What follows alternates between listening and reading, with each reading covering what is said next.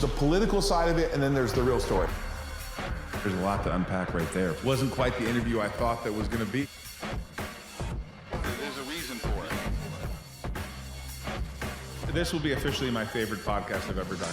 So you're the only female player to win a WSOP and a European EPT event? I believe that's still the case. Yeah. Yeah. Are there a lot more female players? I remember like the big deal when Unabomber had Jennifer Tilly and a few others were playing, and what's his name's sister? Wasn't Duke? She was playing for what? She's still playing? Annie Duke. Annie? Yeah, so no, there's a lot of women these days. There's a lot more women than there used to be, certainly, which is cool. It's still a heavy male skew in terms of professionals, but there's a lot more girls than there used to be. Did you, I don't know about you, but like sometimes when I play, it's like golfing to me. Like it takes 4 hours, 5 hours to play a round of golf. Doesn't it? Do you get like, why am I here all day, or do you just love every second? Oh, totally.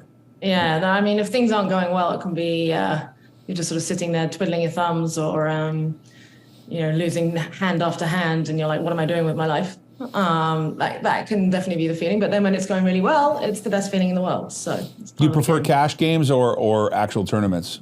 I prefer tournaments. Jason, why would that be? You think? Why would some people prefer a cash game versus a tournament? Well, I mean, it just depends on what type of goals you have, basically. I mean, in MTT's large fields like Liv has conquered, you have to embrace high volatility, and there's a lot of no's. It's kind of like in sales, Todd. Like you knock on so many doors and you get so many no's. Eventually, you're going to get a yes. But with MTTs, I mean, depending on your style of play, whether it's tight or lag, you might only cash like 18 to 25. If you cash 18 to 25% of your MTTs, you're doing like lovely. Mm-hmm. And the chances of you trying to get to a final table and winning some of this prize money that's highly top heavy, top 3, top 5 players, it's a high risk, high reward type of venue. Whereas in cash games, you play every day. It's your daily bread. You could come and go as you please.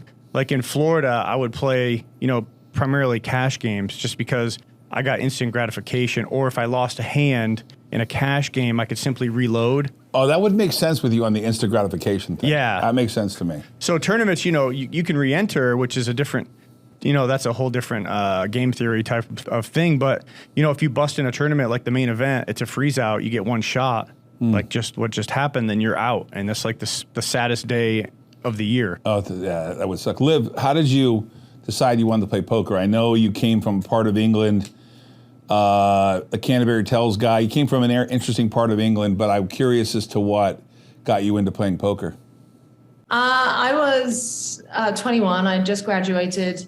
Originally wanted to be a physicist. That was my background is in physics, astrophysics, and I needed to make some money quickly, and so I started applying for TV game shows.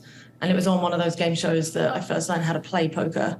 They took 5 beginners and taught them. And funnily enough, it was taught by the pros they had to teach us were Annie Duke, Phil Hellmuth, and David Devilfish Elliott. Oh, yeah. So it was a real baptism of fire learning how to play.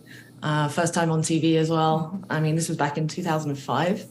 And then, I loved the game so much. I sort of started playing it more and more. And then after about a couple of years, I decided to sort of see if I could make it full time as my profession, and never really looked back. Is it still your full-time profession? Because it sounds like to me, you're still speaking, traveling, and you're speaking and traveling. You're an actress. So I'm trying to that's the great thing about poker players, right? Is they get to get an eclectic a way of life. And one of the things we talk about on this show is it's called Risk On. It's an acronym. Basically, it starts with relationships, invest in yourself, know your competition better, own your own mistakes. But in your case, though, the part of that Risk On is that you don't kind of know what you're going to make in a tournament. You're willing to go your own direction. So you have a really broad group of things you're doing. So I was hoping maybe you could talk about some of the things you're doing. Sure. Nowadays, so I quit poker full time a few years ago. Nowadays, I mostly work as I work in philanthropy. I make sort of short films and educational content around global catastrophic risks. So things like, how do we reduce the chances of, how do we make, society more robust against the next pandemic? How do we mitigate risks from emerging new technologies like AI? How does game theory and incentive structures drive the development of some of these technologies, and how can we make those incentives more aligned with things like safety? So it's all kind of philanthropy around there is a lot of my time. And then I also give sort of talks and seminars on decision-making, all kinds of topics, also around risk, decision-making, physics now and then.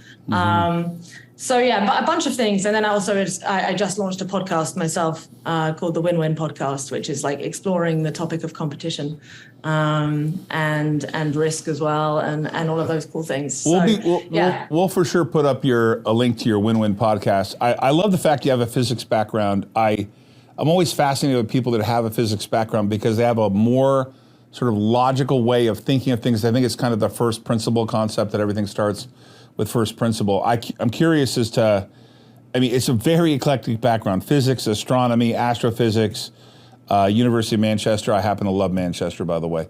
I'm curious as to, is the physics background probably what got you into poker, the game theory? Because a lot of people don't understand game theory. In fact, I would think that it should be actually a basic taught requirement, but most people don't have logic and critical thinking skills. And I always know when I meet someone like yourself, the difference between someone that has logic and critical thinking skills. Do you think it can be taught? Do you learn logic and critical thinking skills, or are you born with it? Oh no, I think it's definitely learnable. Don't get me wrong. I've a lot of academic subjects came perhaps easier to me than they did to others, but I was not in any sense more rational. In fact, I was very irrational in my early years. I still often am, don't get me wrong. But the types of thinking skills, physics helps a bit in that it teaches you to understand like the scientific method. So, how do I design an experiment? How do I mitigate, how do I isolate different variables that could affect the results? Any biases that could affect the results? If I have a hypothesis, how do I test it? And how do I check that there's not something else that's like giving me the impression that hypothesis is true when it's actually not? And that's a very similar method to what you're actually doing when you're playing poker, right? If I'm playing against Jason or whatever, and he makes a big bet, I might have the hypothesis, oh, well, given everything I've seen, I think he's bluffing. But that's still not certain. So you have to then weigh bits of evidence and so on, and you have to come up with you have to check, particularly if you have things like, you have a lot of money on the line and my hand's not that good, I might want him to be bluffing. And so I have to be careful that my desire doesn't cloud my thinking and my judgment into actually determining what I think is most likely the truth. So those kind of skills, which is more about navigating uncertainty, dealing with fuzzy data, dealing with things like luck, dealing things with having emotions and wants and desires, those are all learnable skills. I think very few people are actually born with them, if any at all. Everyone has them to a degree, but it's the environment that we grow up in and the types of challenges that we are, we throw ourselves at and try and overcome and study and critically examine our own mistakes. Looking for feedback, giving ourselves honest feedback. Those are all learnable skills. And one of the reasons I'm such an advocate for poker is because I think it's one of the best games on earth to teach those skills. Because, it's more, don't get me wrong, I love chess. Chess is a great game, but it's not that good of an analog for life because you have all the same information as your opponent. You both see exactly the same thing. There's not really any luck. It's just the best player wins all the time. It's a game of perfect information. Whereas poker, you have imperfect information. You don't know what cards your opponent has. They don't know what cards you have. You also don't know what cards are going to come. You also can't control what cards come. There's all these it's much noisier and all these different variables you have to deal with. And you have to like there's this particular thinking technique known as expected value thinking, which is basically like multiplying the probability of a thing happening multiplied by its outcome. And that's something they don't teach you in school. And I wish they did, because it's such a basic piece of math and it's so important for navigating like this world. You know, you're making investments, you're trying to start a company, whatever it is. Expected value thinking is key. I'm sure you've dealt with this yourself. So yeah, that's a long way of saying I think these are very learnable skills and they're very important skills for people, and they should be being taught in school. Jason, I saw a hand the other day where Negreanu flops a nut straight. He's got a great hand, right? Mm-hmm. And the other guy has a pair of aces, a pair of eights. And Negreanu, of course, has a great hand, so he's kind of slow playing it. And then 2 eights are flopped, come out, turn in the river, right? And he gets crushed. And he knows that when the guy goes all in on the river, he knows like, wait, what the hell just happened? I have the nuts. How am I going to lose? And he thinks about it for a bunch of time. I'm going to put in 60. It's like a $87,000 call. He already got the guy to bet a few times. And I'm thinking to myself, you have no idea right now. Like you have the luxury of knowing their cards, but like he's got a great hand. And you and I have been seeing the most sickest, like lately, the most sickest bad beats I've ever seen, right? I mean, that Royal Flush one was crazy too. Oh, from the series, yeah. I can't figure out when you're playing poker how Negreanu has any idea what to do right there. Well, you just assign your opponent a range of hands. That's what's so great about poker players. And you got guys like David Einhorn and hedge fund guys and Wall Street guys. And a lot of people didn't understand why some of these great minds would go and seek out poker players to work in their hedge funds or to work in the analytical side of finance, because they understand risk management, expected value. They understand a lot of things that are going on psychologically. So it's just like Liv said, it's a game of imperfect information. And that particular hand, Negreanu had the nuts on the straight, like you said, and then his hand after the river turns into a bluff catcher, basically. Right. So it's just like that. The dynamics can change, and he puts his opponent on a range of hands, and Daniel just is one of the best ever to just figure out what people have, and if it's... Liv, what happens to you after you get beat bad like that? I mean, it depends how many other beats you've had prior. If it's one in isolation, it stings, but you're usually okay with it. It's more when it's been happening a lot over the last month or week or whatever, then it can really start to wear you down. But again, that's the nature of the game. Everyone is, the cards can be a cruel mistress, and sometimes they'll just smack you in the face and there's nothing you can do about it. But you just have to pick yourself up and carry on. What did you think of Poker After Dark? I saw you there. I used to watch that show. I liked it. What did you think of it? It's cool. I don't know if I've ever been on specifically Poker After Dark, but I mean, it's one of the great shows. Oh, I'm pretty sure I saw you there for sure. Yeah. Yeah, I honestly, I mean, they film a bunch of them in the Poker Go studio. I've definitely been on a couple, but yeah, I love, poker's really going through a boom again from what I can see. Certainly live poker. Online poker is not doing so well, probably because of AI and such. But live poker is doing better than ever. They had more main event entries than they've ever had in the history of the tournament. Now, partially that's a bit to do with inflation. $10,000 is not worth what it was 20 years ago. So it's the buy-in is effectively you got to raise the buy-in or not, Jason, yet? No, I don't think so, because then the payoff's still big. Yeah, well, online satellites to conversion there ever since 2000. I guess 2007, 2008. Mm-hmm. But I mean, for like Liv said, over 10,000 runners in the main event. The payouts were kind of a sticking point. A lot of people were complaining about it. I'm like, dude, you're going to make $100,000. The winner's going to make more than Jamie Gold back in. Did they complete the main event, or do they do that? No, it's day 6 right now. It's day 6? Yeah. But do they bring that over to that thing they used? One time they tried to do it months later on TV. November 9 is gone. That was, in my opinion, I just didn't like the November 9. Oh, so when's the main event final table? In the next probably the next 4 days. So I get back to this this eclectic thing about poker players, and that they're usually really good at a lot of things, and they have highly analytical minds, or they're completely weird. They're either non-social, or they're super, super intelligent and they can do all kinds of crazy things. So you're a filmmaker, an actress, a musician. What do you like to do most? I mean, my acting is fairly limited, mostly to these short films I make where I dress up as game theory monsters and act out dialogues about them. I do really enjoy that, I have to say. It's for someone who spends so much time in like the more analytical scientific realm, it's fun to make some art now and then. I don't know which one. My musician skills are, I used to play a lot of guitar, but I quit that like 10 years ago. So that's fairly limited too. So you went to Burning Man? No, many times. What do you do at Burning Man? What don't you do? Probably a better question.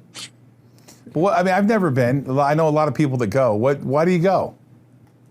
It's an experiment it's an experimental society where everyone brings more than they need and everything is centered around giving. So people think it's about bartering and it's not at all. It's about like, if you see someone who needs help, you help them. You know, bring more food than you need so you can give it away to someone who doesn't have enough. Bring more water than you need so you can give it away to someone who hasn't enough. Give advice. But is it music or art. Is it music? Because you guys, I know you. All of it. It's so much. There's music, talks, contests, painting, games, like dancing. It's like everything you would hope to have in a really, really fun city, but everything is free. And everything is put on by attendees. There's no like real, aside of the like mapping out the street signs and providing a few porta potties, the central authority don't provide anything. Everything is created by the attendees. So it's not like a music festival where you like buy your ticket and like, you can go and buy some food and you sit and watch a paid act. Everyone there, like you might get some famous like DJs or whoever playing, but none of them are paid. And everything is put on like by attendees who build the stages, bring the speakers, etc. So there's this like. Are you on mushrooms or something when you're doing this, or are you on some? People do all kinds of things, I'm sure. Yeah. There's a lot of that going on, but that's only part of it. Like to me, the coolest thing is like seeing what happens when you give humans like free reign to be maximally creative without constraints of like. Worrying about like how they're going to look or, how many tickets are they going to sell and so on. It's like people are just doing it for the joy of doing it as opposed to like having any kind of minimal monetary constraints. It's and some great stuff happens. It's really beautiful. I guess I'm too old now because I find myself, my idea of camping, I call fancy camping. So like, you can do that. I went to the Serengeti and stayed at the Four Seasons. Oh, you were glamping.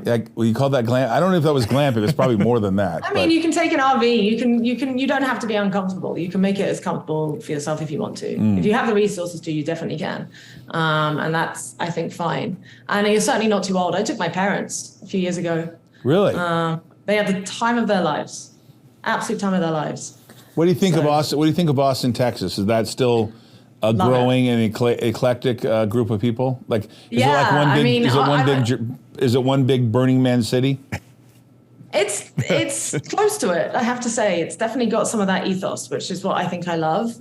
It's a real melting pot.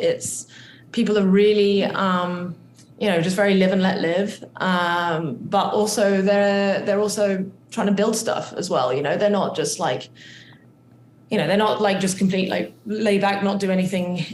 Hippies, there's like this real blend. It's just like a really balanced city, which is what I like. A lot of live music. It's politically purple. Yeah. It's cool. A lot of live music venues there. So do you play any poker at all anymore? Or are you completely retired? Like, are you playing any? I just got back from the World Series, like literally a couple of days ago from Vegas. We live in Vegas. I do, yeah. If I had still been in Vegas, I would have come and been there in person with you today. But I busted out the main really quickly, unfortunately. And I needed to get back and do some work because I'm off to Europe tomorrow. You play other casino games? You like roulette or blackjack? No, it would be just for fun. No, she doesn't say play any of them. She would for peanuts, just for fun. Like, it wouldn't be like she's shaking her head hardcore. No, if you stake her like $1,000 and we get, I got to stake her. It's for fun.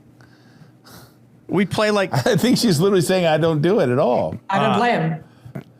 I mean, I just find them boring. They don't really interest me personally. I understand why people do. I mean, don't get me wrong. I've played a bit of roulette now and then, but I just. Okay, see, Jason was right. You pay a little bit here and there. Yeah, but she didn't have any. Okay, here this gets into game theory and people and personalities and stuff. She didn't have many leaks based on the information I'm getting. A lot of the best players have massive leaks in their game.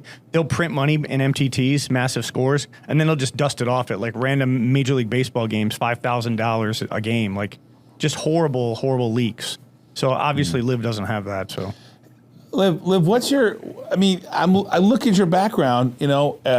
Years of playing poker, being in Austin, Burning Man. Like, what do you do every day now? I mean, I gotta figure. Like, do you have kids yet?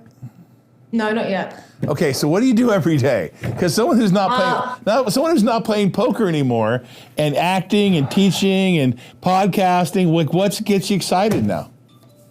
Well, I mean, that's a pretty long list you just gave. That mostly takes up my time. But I, as I mentioned, I do a lot of philanthropy work. So I doing a lot of reading, research into the drivers of major catastrophic risks on Earth. So, and then I think of ways to better communicate them to public audiences and help drive legislation that reduces those risks.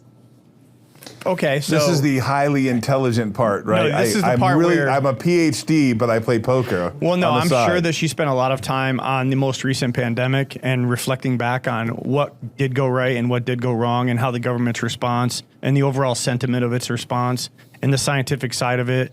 And VAERS and everything there. I'm sure she was embedded in that. I'm almost certain. I can't help but if you're involved in catastrophic risks, I can't help but ask you and digress to the current political environment. So let's pretend it doesn't matter. You know what my persuasion or yours. We don't know anything, right? And we look at the facts. You got an old guy who seems like he's having trouble being the president, and someone's like telling him what to say. And we got this other guy who was the president and then thought the election was rigged, but I don't think it was. Whatever his theory on it, I'm not commenting on whether he's right or wrong. And now this guy's going to be the presumed nominee. He's caused a little destruction. The other guy's still running. The VP is not well liked by anybody. So I'm curious, because I know that there's a little mutual assured destruction we talked about. That you have some commentary on. Are we headed for mutual assured destruction with this election coming up, which is less than 16 months away?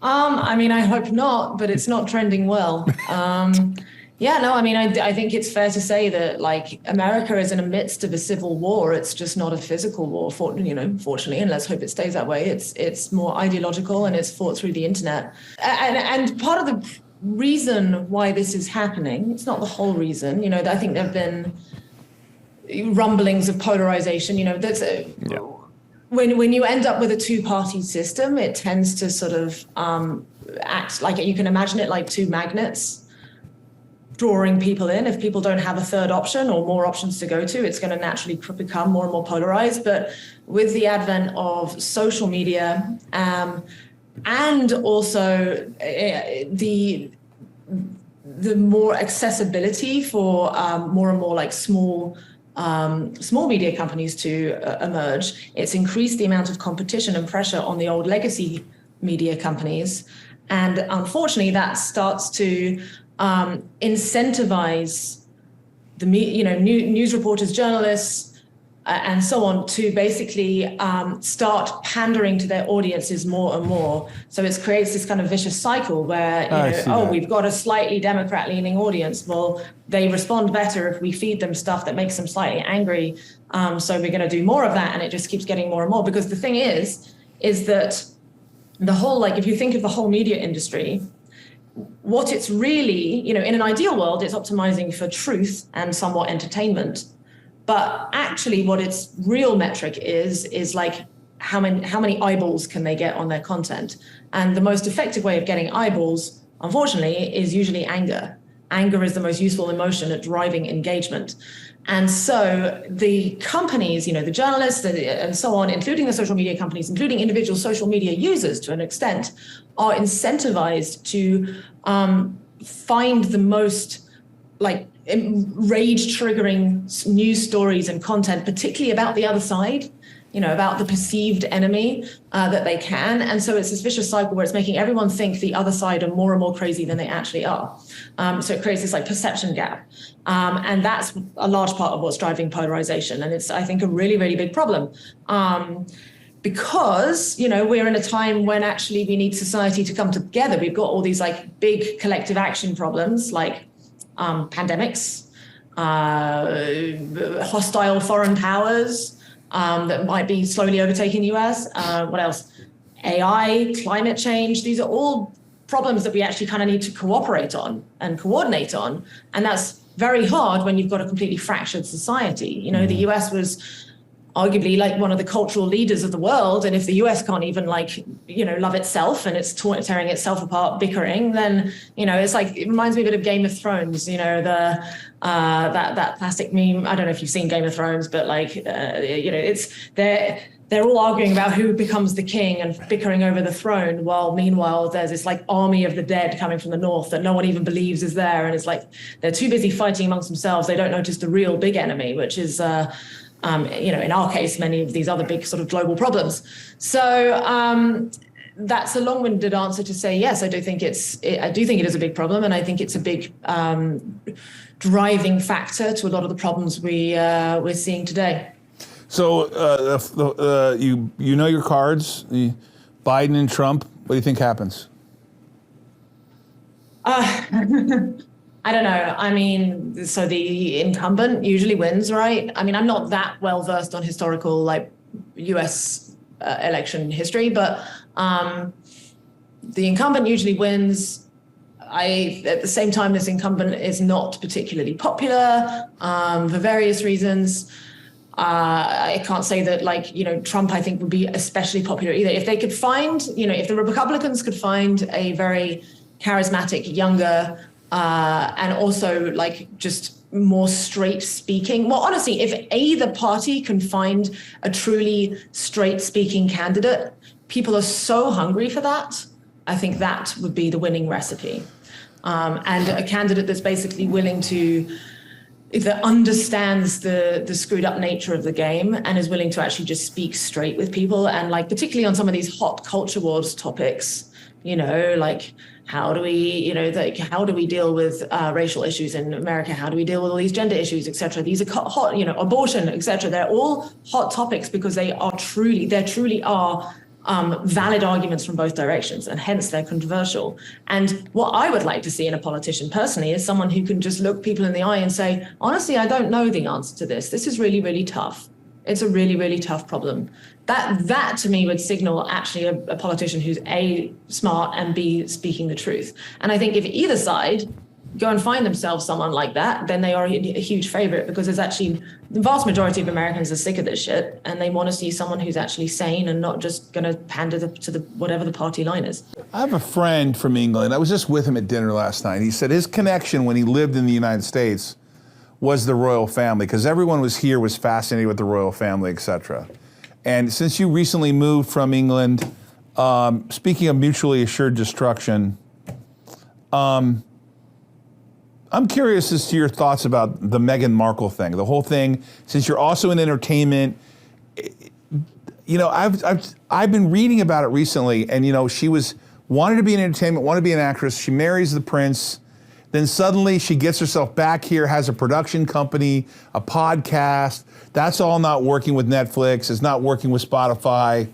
You think the royal family got a raw deal with what Meghan's done? I mean, or I have no idea where anyone could really be on this, but you being from England, obviously, you're a lot younger. The older generation cares a lot more about the royal family. That's what I've heard. I could be completely wrong. I happen to love the history of the royal family, and the history of the world in England, and I love being there. I think it's amazing. The food sucks, but I love the Indian food there. I love a few things about England in terms of food. I'm a little bit of a foodie, but the history is huge. I'm curious of your thoughts about her being in America, acting, just sort of what she's doing to England. I mean, I don't give much passing thought to Meghan Markle, honestly. I think it was sad the way, I think there's just a lot of tragedy sort of wrapped up in the whole situation. I do have a large amount of sympathy for her to the extent of, when you get in the sights of, any of the mainstream media, like the tabloid media, but particularly the British tabloid media, they are merciless and they're awful. So I have some sympathy there. That said, she, for someone who claims to hate how all this media attention that she's getting and how, I want to be treated nicely and left alone. She sure is doing a world tour about how she wants to be left alone, So there seems to be a little bit of inconsistency there in her, what she expresses and then her actions. I think there is, here's the thing. I think it's such a trivial issue in general. It annoys me how much attention it got in the press, just in general, because it's just like, working on the kind of problems that I work on, it's just like, why is, there's like billions of human hours going into reading the stories about the royal family, and like a fraction of those going into like reading about the risk of nuclear war or synthetic pathogens or all those like actually important things that could kill us all. And so, that said, I was someone who, when the Queen died, I was actually very, very sad, more sad than I expected to be. Because, well, she's a powerful woman. She's very it's not just amazing that. Person. It was in such a, the world is going through so many shifts and transitions and upheavals and instabilities. She had been a symbol of stability and tradition in a very, rapidly upheaving world that had endured for many, many decades. Yep. And for that to suddenly go, I think that created a sudden shock to people. Like, man, that was like one anchor we could hold on to, one rock. And don't get me wrong, there's plenty of issues with the idea of royalty in the first place, but I still think on net, the royal family is a positive. And certainly the Queen had done so much good. And like, I would not have switched places with her in a heartbeat. Horrible job. She didn't even ask for. So, so I don't know. I'm a soft fan of the British royal family, not an ardent one. Yeah. Well, there are things more important than the royal family. Obviously, we agree. You and I agree on that. Jason, this is the sort of the final topic. We're all over the place today because she does a lot of eclectic things. But the thing that I'm most fascinated with is this thing going on in AI. And I've seen some of these simulations recently where the AIs taught themselves how to defeat things. Now, they were simulated, but it's really sort of Terminator-like, Skynet. You had Elon Musk talking about we need to slow down the development of AI, but today he announced that he formed an AI company called XAI. I'm curious about how destructive it is, and let me get to there's a two-part question. What do you think of the AI movement in general and like the progress it's making? It seems like it's exponentially growing. And then is it going to eliminate the need for people really, I guess this is something I heard the other day from some pretty smart people that said a lot of degrees are going to be wiped off the planet. Like there's no reason for you to go do them. And it's really a dangerous path we're going on in terms of job elimination. I'm curious as to what you think about AI in general. Yeah, it's going to be a huge blessing and possibly a huge curse, and it's really hard to know which will, net out the larger of those two. So the way to think about it is that, like, obviously there are massive upsides. Like genuinely, I have a few friends who are like running big AI companies. My friend, there's a company in England, for example, that is doing drug discovery. And they are probably the world's leading company doing that. And they truly, it wouldn't surprise me if they find cures for like diseases we would never think we'd be able to cure. So it's immensely important, those kind of things. But, the AI is called what's called a dual use technology, and that it can be used for incredible, it can be in terms of like weaponry, it can be used as defense or it can be used as offense. Similarly, it can be used for incredible good, but it can also be used for incredible bad. And there are like different categories of risk within that. So there's like near-term risks, like, one of the ones you mentioned, if suddenly like there's no longer an economic need for humans to be doing accountancy or graphic design or any of these things, then no, it doesn't. Suddenly those degrees are not worth what they used to be. And does it make sense for you to go and get like $100,000 in student debt on a thing that you probably now can't even really monetize very well, or at least it's harder to monetize? That's definitely going to be a problem. I don't know if the job loss thing is actually, I think it's a fairly small issue compared to many of the other ones. There's also a wider concern, which is more my area of like, the area I focus on. That's not to say that these other problems are in any way like not important, but thinking of this through a like evolution lens, Darwinian standpoint, if you are training systems that eventually are going to be as good as, if not better than, humans across like a broad range of environments, and those systems in any way compete for resources in the same way that we do. And like, even though they might be digital, they still need energy. They still need some kind of operating temperature and so on. And there's all other kinds of little like goals that they might start optimizing for that we can't even predict or imagine, because by definition, they're smarter than us. If you look through the history of evolution, generally speaking, a more powerful group or species or ideology or whatever tends to dominate and in many cases eradicate the weaker one. Not because it doesn't like them, it's just because it's just the way the law of nature goes. And I think that is a very, very real concern. And anyone who is dismissing it out of hand either doesn't know what they're talking about, or they are completely just like, I don't know, lost in the head. It's not to say that it's definitely going to be the case by any means. And I think there are many ways we can design these systems so that they don't necessarily compete with us for resources, or we do find a way to control them. But it's going to be a very, very hard problem to do. And not enough people are focusing on that compared to the amount of money and time and energy that's going into just building these things as fast as possible. So that is an important concern. I then will caveat that with the fact that actually a lot of the leading companies, again, like the big company in London that's part of Google, some of the ones in San Francisco are very concerned about this. They are aware of it, and they're even starting to collaborate to figure out ways to who knows, maybe they'll even work together, because, generally, I'm generally a big fan of competition in companies that drive innovation, but this might be one of the few things that maybe we don't want, just like full speed ahead, max competition, because when you have full speed ahead, max competition, safety tends to go by the wayside because everyone's incentivized to go as fast as possible. So, long-winded answer of saying basically we're building, when you're building something so immensely powerful and capable as like a brand new form of intelligence, which can, technically intelligence can be anything it can be used for, it will be used for. It's such a versatile tool. You need to have extreme amounts of wisdom and wisdom basically to know how to wield such power. So I'm, part of my work is trying to like raise awareness of that and like help people think about what that wisdom might look like. Jason and I are concerned about AI and a little bit of a different topic, a little spin on it, and that is these digital government currencies, right? The AI super soldier that is Bitcoin, and the idea that a central depository would issue a digital currency from a government where they could know what Liv was buying, what Liv was paying for, what her political things are, how she's spending money, limit her ability to spend money. Hey, Liv, you went to too many clubs, too many nights in a row. Right. We're going to cut you off.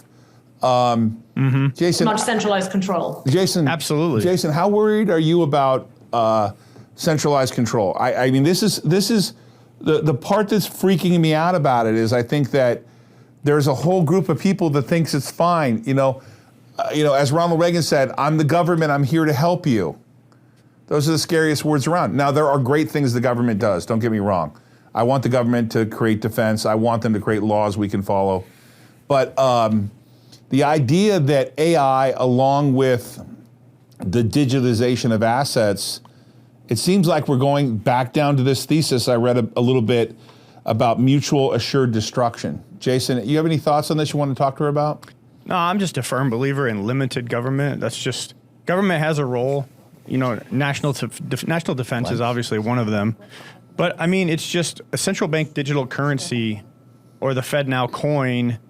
It could definitely, wield its power and, like you said, kind of pick winners and losers in society based on their perception of how you should think. And I'm not, that's the problem. Like, they're basically going to be the thought police, like you mentioned. And, if I like to have a nice, filet mignon steak 3 nights in a row, and my carbon footprint might be increased slightly because of it, I don't want the government telling me that I should not, make my choices as a perceived free individual in the country. I mean, it's just going to be a problem for middle class, lower class. A lot of people in this country rely on paper money to do business, to transact.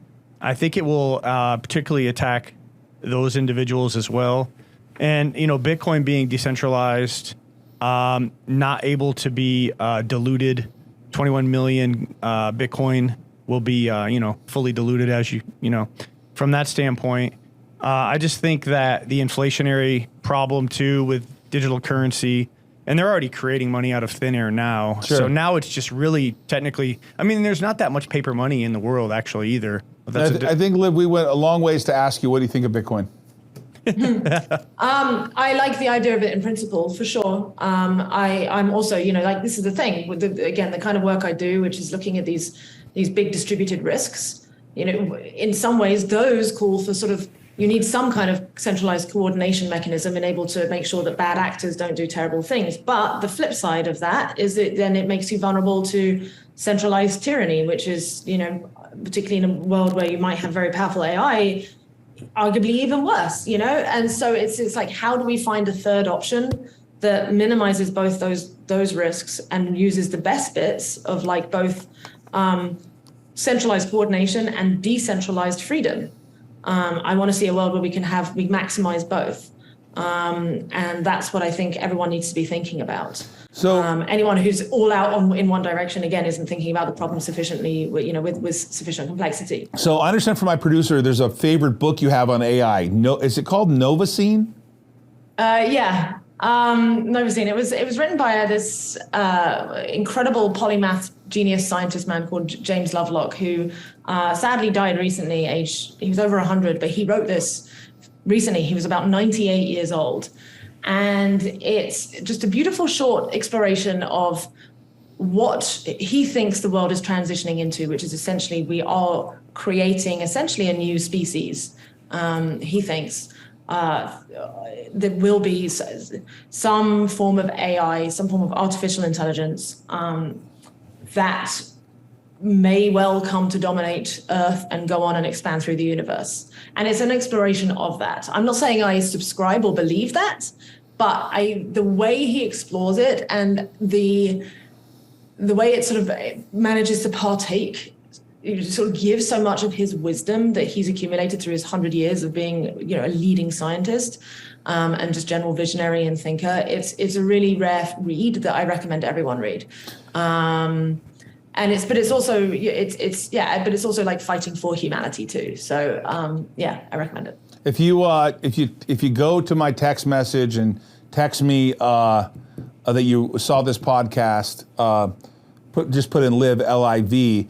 I will send you a free copy of this book. The first 50 people that do it, we'll send you out a free copy. This will be fun. I love to support things like that guests that are important to me like to sponsor and get the word out. So we'll actually probably do a little short on it too. So we'll put the link up there, and if you text me, I'll send you a free book. Can I make another book suggestion as well? Sure, while we're on it? Sure. Another one, if people enjoy that, I would really recommend The Precipice by Toby Ault. It's like a deeper dive into, again, like the hinge of history that humanity is at. It's really, really good. Liv, thanks so much for being with us today. Obviously, if you make it back to Vegas, we love to play poker. Jason and I hopefully can learn something from you. Take care. Thank you. I really appreciate you guys having me on. Take care, Liv. And best of luck with all your gaming. Thank you so much. Thank you. I'm going to explain to you real quick. But don't be rolling yet. There's a reason for it.